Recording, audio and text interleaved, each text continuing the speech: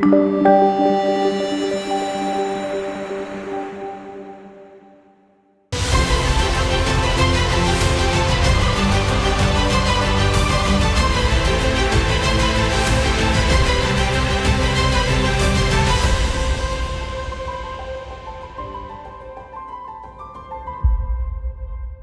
I'm Shawnte Kinney, and today we are going to be reading from 2 Kings 13 through 15. We're going to try some of these names. All right. In the 23rd year of Joaz, son of Hazad, king of Judah, Jehoshaphat, son of Judah, became king of Israel in Samaria, and he reigned 17 years. He did evil in the eyes of the Lord by following the sins of Jeroboam, son of Nebat, which he had caused Israelite to commit, and he did not turn away from them. So the Lord's anger burned against Israel, and for a long time he kept them under the power of Hazael, king of Aram, and Ben-Hadad, his son. Then Jehoshaphat sought the Lord's favor, and the Lord listened to him, for he saw how severely the king of Aram was oppressing Israel. The Lord provided a deliverer for Israel, and they escaped from the power of Aram. So the Israelites lived in their own homes as they had before, but they did not turn away from the sins of the house of Jeroboam, which he had caused Israel to commit. They continued in them. Also, the Asher pole remained standing in Samaria. Nothing had been left out of the army of Joahaz except 50 horsemen, 10 chariots, and 10,000 foot soldiers. For the king of Aram had destroyed the rest and made them like the dust at threshing time. As for the other events of the reign of Joahaz, all he did and his achievements, are they not written in the book of the annals of the king of Israel?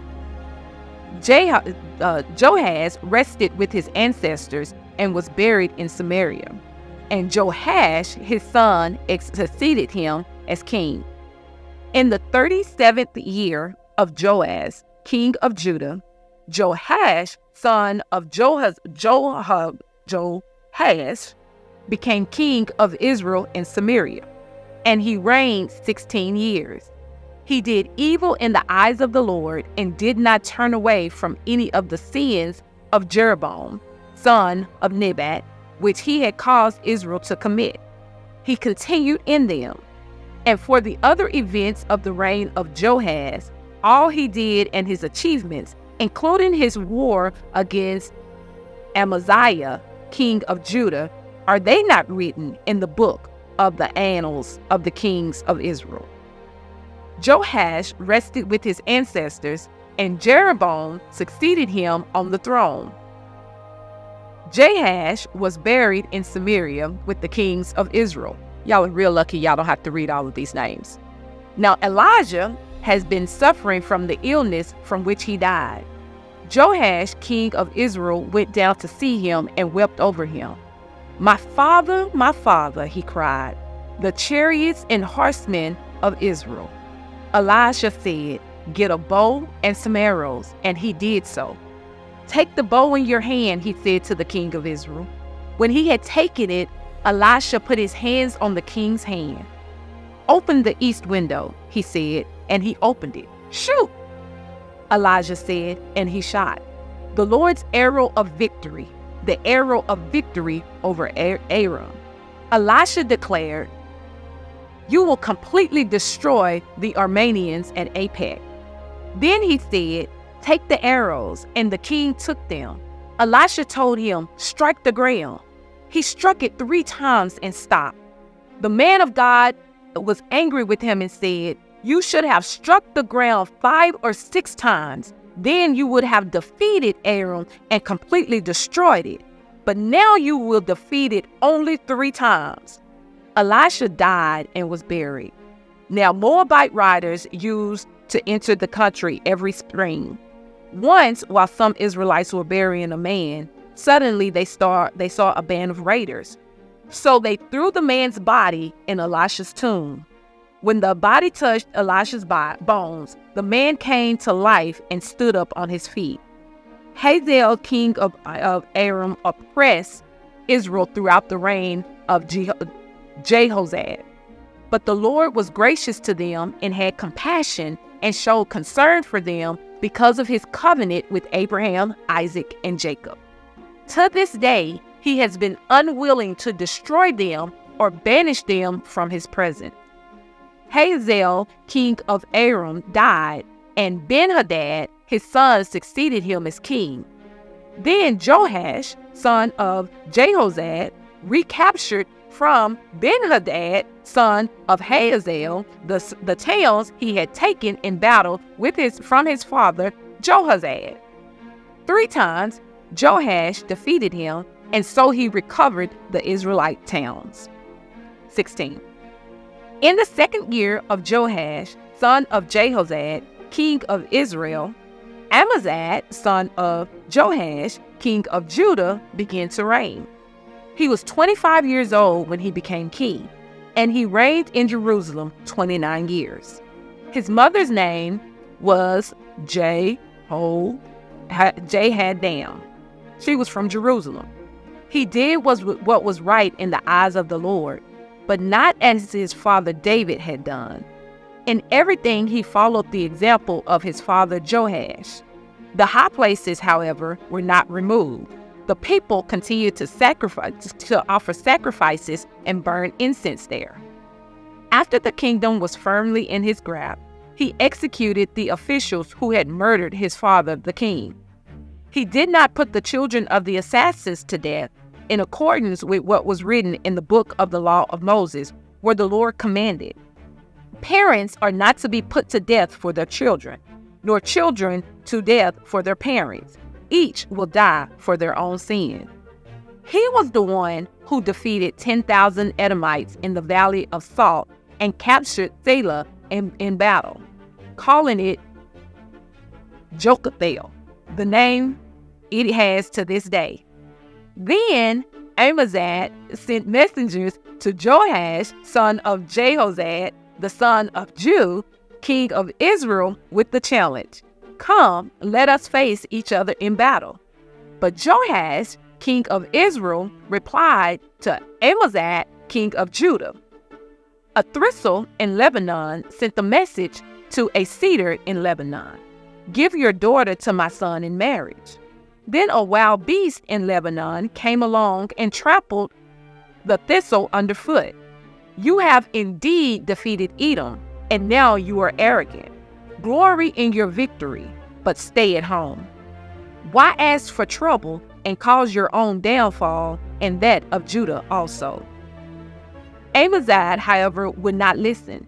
So Joash, king of Israel, attacked. He and Amaziah, king of Judah, faced each other at Beth Shemesh in Judah. Judah was routed by Israel, and every man fled to his home. Joash, king of Israel, captured Amaziah, king of Judah, the son of Joash, the son of Isaiah, at Beth Shemesh. Then Joash went to Jerusalem and broke down the wall of Jerusalem from the Emperor gate to the corner gate, a section about 400 cubits long. He took all the gold and silver and all the articles from in the temple of the Lord and in the treasuries of the royal palace. He also took hostages and returned to Samaria. As for the other events of the reign of Joash, what he did and his achievements, including his war against Amaziah, king of Judah, are they not written in the book of the annals of the kings of Israel? Joash rested with his ancestors and was buried in Samaria with the kings of Israel. And Jeroboam, his son, succeeded him as king. Amaziah, son of Joash, king of Judah, lived for 15 years after the death of Joash, son of Jehoshaphat, king of Israel. As for the other events of Amaziah's reign, are they not written in the book of the annals of the king of Judah? They conspired against him in Jerusalem and fled to Lachish. But they sent men after him to Lachish and killed him there. He was brought back by horse and was buried in Jerusalem with his ancestors in the city of David. Then all the people of Judah took Azar, who was 16 years old, and made him king in place of his father Amaziah. He was the one who rebuilt El and restored it to Judah after Amaziah rested with his ancestors.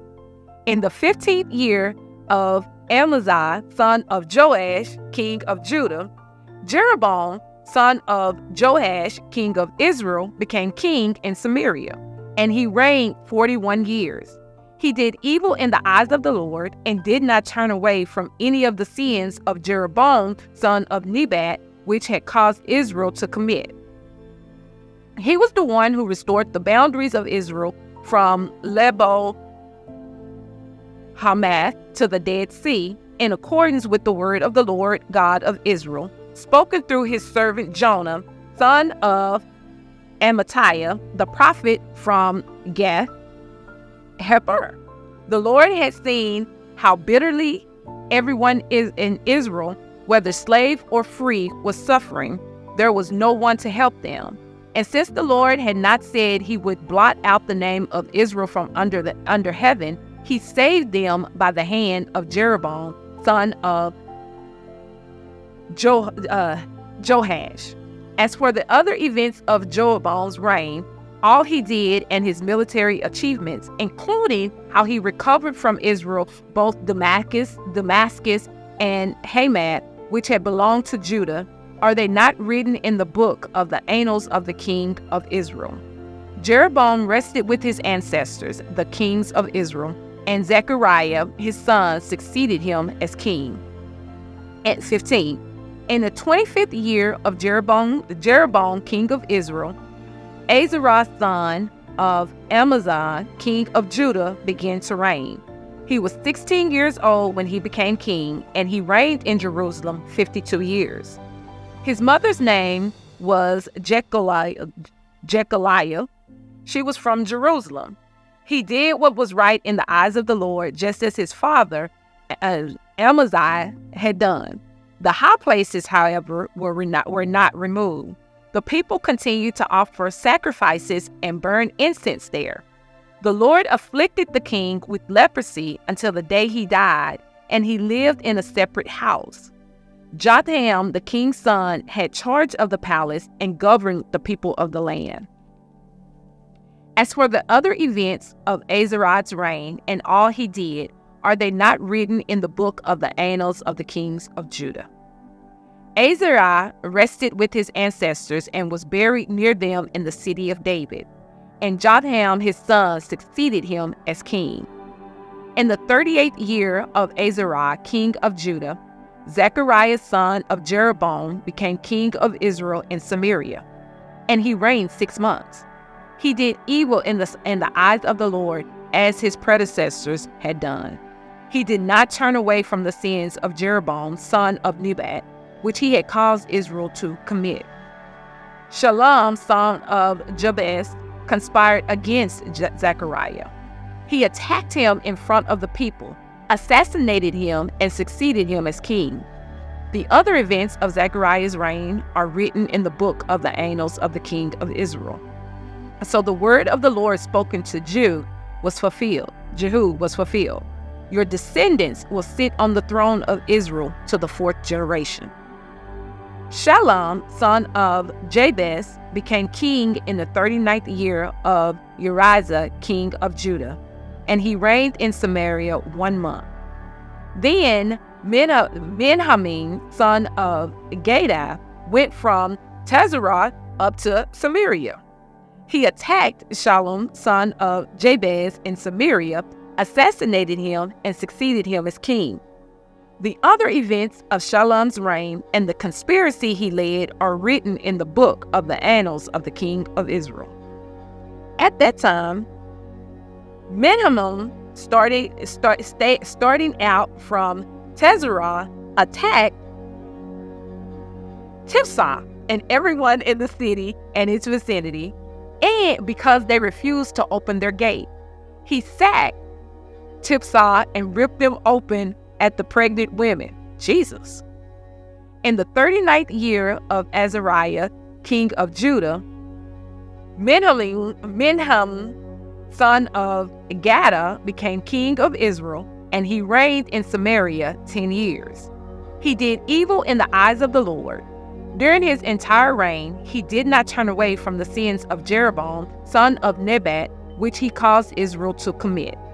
Then Pul, king of Assyria, invaded the land, and Menahem gave him 1,000 talents of silver to gain his support and strengthen his own hold on the kingdom. Menahem exacted his money from Israel. Every wealthy person had to contribute 50 shekels of silver to be given to the king of Assyria. So the king of Assyria withdrew and stayed in the land no longer. As for the other events of Menahem's reign and all he did, are they not written in the book of the annals of the king of Israel? Menahem rested with his ancestors, and Pekah, his son, succeeded him as king. In the 50th year of Azariah, king of Judah, Pekah, son of Menahem, became king of Israel in Samaria, and he reigned 2 years. Pekah did evil in the eyes of the Lord, and he did not turn away from the sins of Jeroboam, son of Nebat, which he had caused Israel to commit. One of his chief officers, Pekah, son of Remaliah, conspired against him. Taking 50 men of Gilead with him, he assassinated Pekah along with Argob and Arah in the citadel of the royal palace of Samaria. So Pekah killed Peshkah and succeeded him as king. Lord, help us in these names. The other events of Pekah's reign and all he did are written in the book of the annals of the king of Israel. In the 52nd year of Azariah, king of Judah, Pekah, son of Remlah, became king of Israel in Samaria, and he reigned 20 years. He did evil in the eyes of the Lord. He did not turn away from the sins of Jeroboam, son of Nebat, which he had caused Israel to commit. In the time of Pekah, king of Israel, Tiglath-Pileser, king of Assyria, came and took Ijon, Abel, Beth, Micaiah, Jonah, Kadesh, and Hazar. He took Gilead and Galilee, including all of the land of Naphtali, and deported the people to Assyria. Then Hosea, son of Elah, conspired against Pekah, son of Remaliah. He attacked and assassinated him, and then succeeded him as king in the 20th year of Jotham, son of Uzziah. As for the other events of Pekah's reign and all he did, are they not written in the book of the annals of the king of Israel? In the 2nd year of Pekah, son of Remlah, king of Israel, Jotham, son of Uzziah, king of Judah, began to reign. He was 25 years old when he became king, and he reigned in Jerusalem 16 years. His mother's name was Jesra, daughter of Zodak. He did what was right in the eyes of the Lord, just as his father Uzziah had done. The high places, however, were not removed. The people continued to offer sacrifices and burn incense there. Jotham rebuilt the upper gate of the temple of the Lord. And for the other acts of Jotham's reign and what he did, are they not written in the book of the annals of the kings of Judah? In those days, the Lord began to send Rezin, king of Aram, and Pekah, son of Remlah, against Judah. Jotham rested with his ancestors and was buried with them in the city of David, the city of his father, and Ahaz, his son, succeeded him as king. Y'all are lucky I made it through those names.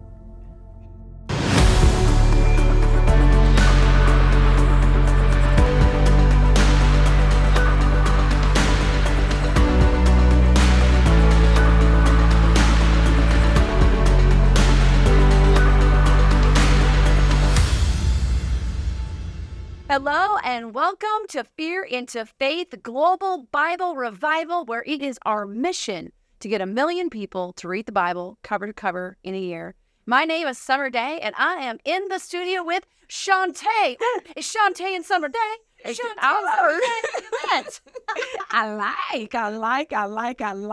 am so grateful for you being here. I'm grateful to be here. Thanks for saying yes to the call, saying yes to the Lord, saying yes to reading the Word. That's my life. That's my life. There is nothing but a yes on my lips. I love it. So you're one of the people who showed up. I don't know anything about you, so I'm excited to learn all the things. So tell everybody just kind of who you are, what you do.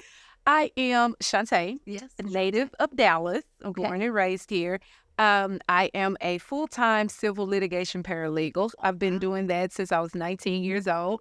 Tomorrow, I celebrate my 45th birthday. God is so good. I know. And she looking good. Don't even look like what I've been through. That's what I'm saying. I have also started Next Level magazine. It's a digital magazine, just inspiring women. I like sharing stories of amazing women and the things that they've done. It's basically just their testimonies about how God has transformed their lives and the wisdom that they learned through those transformative processes so that we can share with other women and help empower women as they go on this journey of life. Come on. Good. And how long did you say you've been doing that? We just launched the digital magazine in December, and I launched my television show on the Win-Win Women Network in April. It's been a whirlwind. It's been a whirlwind. He doesn't have time anymore. He doesn't, he don't give you time to catch up. It's get moving, get in the path and keep going. So I feel like since COVID, it's like the world just went let's just turn it up 10 notches. So crazy. What's the name of your show? It's Next Level Conversations, and it's NEXLEVEL. I don't need a T. I don't need a T. We ain't got time for a T. And your magazine, share what's been a favorite story or thing that you've done in the magazine? Oh, okay, that's good. Nobody's ever asked me that. I think yes, you are. I like that original, girl. One of my favorite stories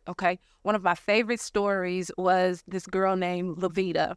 She's, I think she met her husband. She had decided to wait on the Lord and not get married. She had went through quite a few different relationships, and she finally decided that instead of trying to please men, she would start transforming herself to please the Lord, getting her relationship with God really together. And through that journey, she realized she really reconnected with herself and reconnected with God. Yeah. And God had made her promise that if she would do the work and she would connect with him and commit to him, he would send her who he had for her. So he sent her Boaz. And I was able to share her story because it was beautiful. They met during COVID and they got married, and I catch up with them very often. Just a beautiful couple, beautiful, God-loving, powerful couple, just going and sharing the word of God, and to see their growth and to see their life. It just gives you hope. It does. It gives you hope at a time when everybody says you can do whatever it is that you want. It's being obedient to the voice of God. And that's actually been one of my favorite stories thus far. I love it. I love how you were saying, she was seeking after God, but found herself too. I think that's a journey that we all go on. Yeah. And that's actually how I got here, actually to where I'm sitting at today. It started with at the end of 2015, I looked in the mirror. I woke up, I looked in the mirror, and I just didn't like the person that was looking back at me. And God really began to challenge me. My life was in what I call a chaos. There was no balance whatsoever. I was unhealthy mentally, spiritually, emotionally, physically. I was raised in church, but I had no real relationship. At that time, I actually was probably resenting God in the church because of the extreme disconnect. I was too far gone in every aspect of my life, and there was no balance. There was no internal happiness. There was no peace. And I looked around, and everybody around me was there was no balance in anybody's life. We all looked alike. And the work and the word was not being made alive in my life at that time. Yeah. And I had really been questioning God and questioning, why are we doing what we're doing? Why are you doing this? Because I was serving everything in the church that could be done, doing everything for years, my whole life. I was serving and I was giving, but there was no personal fulfillment, just to be honest. To be real honest. And that was a hard truth. I just got to stop you really quick. I'm telling you, you're speaking to some hearts right now. You're speaking to some hearts right now. I think sometimes people get in that servant place. And I don't know what it was for you. Maybe they're not taking care of themselves or whatever, but they get in that servant place where it becomes that place of striving. So I think this is so beautiful that you're sharing this. And even as I was talking with God about it, and now that I'm on the other side of it, I really hated that I looked at God like that. I looked at him as an enemy, not as the love that he actually had for me. So because serving, it was a bondage for me. It was a real bondage for me. And it was very hard to admit that. I couldn't have that conversation with people around me because all you're taught, I was raised in the church. I was raised Pentecostal. All you're taught is to give. Wow. But what happens when giving becomes a burden to the person that's giving, when the serving becomes a burden and you're no longer receiving, it's no longer about God. I didn't even realize that I was all about serving men in the name of God. Because everything that I was doing was, okay, we got to do this. It was all in the name of God. And I was just caught up in it, doing the thing that I knew to do and looking for results. I was looking for things to happen. I was looking for breakthroughs. I was looking for deliverance, but it wasn't coming. And so I started questioning God, questioning what I was doing, questioning my faith. And God took me on a journey to undo everything that I learned, undo everything that I was doing, and make it about me and him. Wow. And in doing that, I didn't realize that my identity had been lost for so long. Yeah. But in this journey, I found myself. The more I sought him, the more I found me. And now everything that I do is about helping other women break free from all of those bondages. I even saw marriage as a bondage. I saw family as all of it was a bondage because it was about serving. And it sounds crazy, serving others, but not really serving God, just going through the motions of all of the stuff so that we can say that we've done something. I'm telling you, you're speaking the truth for a lot of people that I think they get stuck in that rut. I can relate. I had times in my own journey in motherhood where I felt like, am I crazy? I'm resenting my kids today. But who can you tell that to? Yeah. Right? You can't tell anybody that, like, this is how I'm feeling. I'm feeling like I'm trapped here or whatever. And I love that you're so boldly speaking about those things and how it's like, no, I had to get right with God first. Because if you're not getting the fulfillment from on high, it's not going to penetrate into everything. It's not. Oh my goodness gracious. I am so excited that you are sharing. No one has talked about this. No one has talked about that almost like a, secret pain of those who are striving in servitude, but they're not being fulfilled. They're not getting what they want because they're missing that relationship. They're missing what you talked about, that woman who she had to seek after God to love herself. And if those steps are missing, the servitude can seem like striving. I've never heard anyone describe it that way. When we're talking about, I mentioned my own thing about being a mom and having those days, we have no one to tell. Yes. Who do you tell? Well, what do you do? You can check out the rest of this interview right here or by going to BibleRevival.tv. And if this show has blessed you, you can help us bless others by partnering with us for as little as $20 a month and help us to expand the reach of this show. We'd also like to invite you to join our Kingdom Discipleship Program, where you have an opportunity to get on weekly Bible Zoom calls with us and people around the world to deep dive into His Word. And you can check all that out at BibleRevival.tv. I'll see you next time, my friend.